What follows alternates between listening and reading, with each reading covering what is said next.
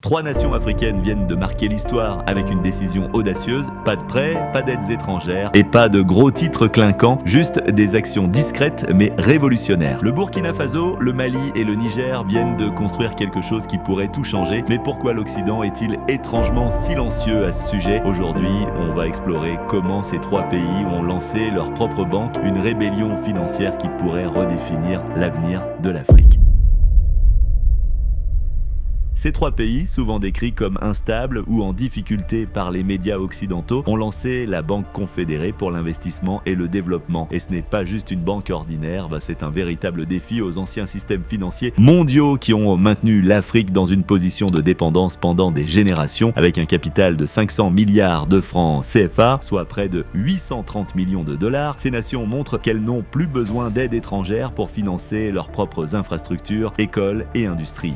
Cette banque représente bien plus qu'une simple institution financière, c'est une rébellion silencieuse contre un système de domination économique et la meilleure partie, pas un centime emprunté à l'Occident. Pendant des décennies, l'Afrique a dû se tourner vers l'extérieur pour ses financements. L'aide étrangère, les prêts de la Banque mondiale et l'influence de l'Occident réglaient en tout, mais souvent avec des conditions strictes. Le développement était lié à la soumission politique, à l'ouverture du marché et à la remise en question de la souveraineté des nations africaines. Mais ce modèle a échoué. Des projets d'infrastructures inachevés, des dettes insoutenables, des routes qui n'ont jamais vu le jour. C'est précisément pourquoi la Banque confédérée a été créée. Ce n'est pas juste une institution bancaire, c'est une réponse audacieuse.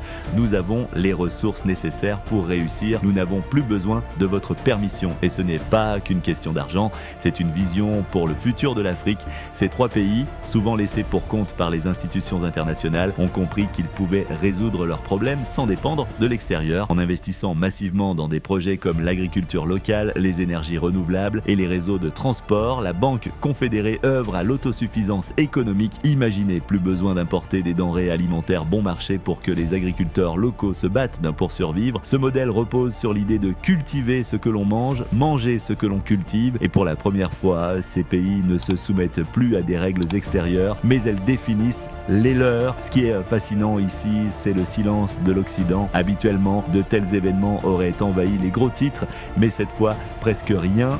Pourquoi ce silence? Parce que la Banque confédérée pourrait remettre en cause l'ordre économique mondial, un système où l'Afrique devait toujours demander la permission, où les projets étaient décidés à l'extérieur du continent. Cette banque affirme que l'Afrique peut se développer selon ses propres règles, sans aucune ingérence extérieure. Ces pays n'ont pas réagi avec des menaces ou des cris de colère. Non, ils ont réagi avec des progrès tangibles, sans rechercher la reconnaissance internationale. L'Occident doit admettre que l'Afrique n'a pas besoin d'être sauvée, elle a simplement besoin d'espace pour prospérer. Ce qui se passe au Sahel pourrait bien être un modèle pour toute l'Afrique. Imaginez une Afrique où les pays se soutiennent, où ils se connectent économiquement et politiquement sans dépendre des acteurs étrangers. Une Afrique où les ressources ne sont plus extraites pour nourrir d'autres économies, mais utilisées pour bâtir un avenir durable pour ses propres populations. Ce n'est que le début. Ces pays solidaires et déterminés ouvrent la voie à une nouvelle vision, une Afrique autonome, fière, capable de se réinventer sans dépendre de la charité ou des promesses non tenues.